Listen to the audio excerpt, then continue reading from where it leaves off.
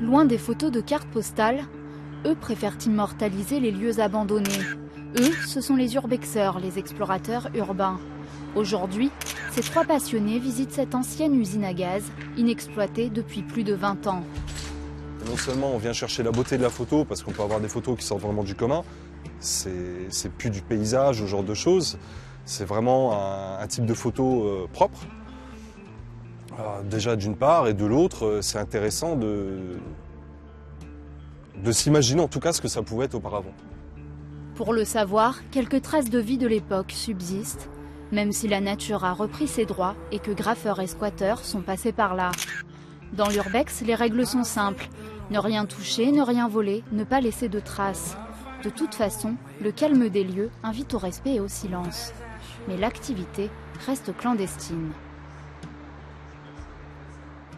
Forcément, on doit risquer quelque chose parce qu'il y a tout à fait une loi là-dessus, ça j'imagine bien.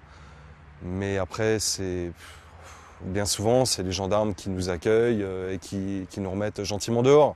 Alors, on n'est pas là pour casser, on n'a pas des baramines dans le dos ou ce genre de choses. On est armé que de notre appareil photo et de notre mémoire. Pour éviter ces déconvenues, il faut emprunter des chemins de traverse en pleine nature. Direction cette centrale thermique, construite il y a 63 ans. Plusieurs kilomètres de marche et le risque de s'égarer. Je sais qu'il y a un petit escalier, sinon on longe, au pire on sautera le mur s'il y a besoin. Mais... Ou de tomber sur des pépites, comme cette piscine. On rentre quand c'est ouvert, donc d'abord il faut faire le tour pour trouver un endroit ouvert. Et ouais, des fois, quand on revient sur des lieux qu'on a déjà visités comme ça, voilà, on se retrouve, l'accès est fermé, il faut recommencer, il faut rechercher, refaire le tour. Mais c'est vrai que rarement comme ça, quoi. Et finalement, voici la centrale, symbole du riche passé industriel de la Lorraine, qui paye pour ce qui a été autrefois un atout. Dans la région, ces friches occupent 6000 hectares, soit plus de 5000 terrains de football. Une centrale thermique, c'est pas donné à tout le monde d'en visiter une, qu'elles soient en fonction ou pas.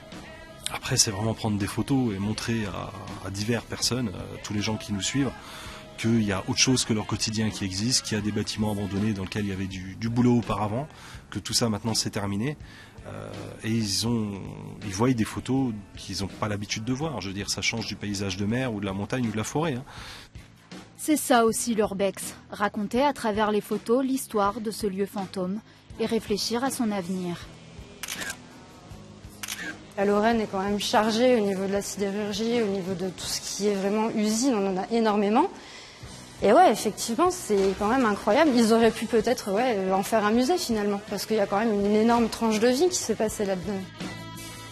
Téléconseillère, responsable informatique et vendeur dans la vie de tous les jours, presque des historiens quand ils se retrouvent à la recherche de nouveaux terrains à explorer.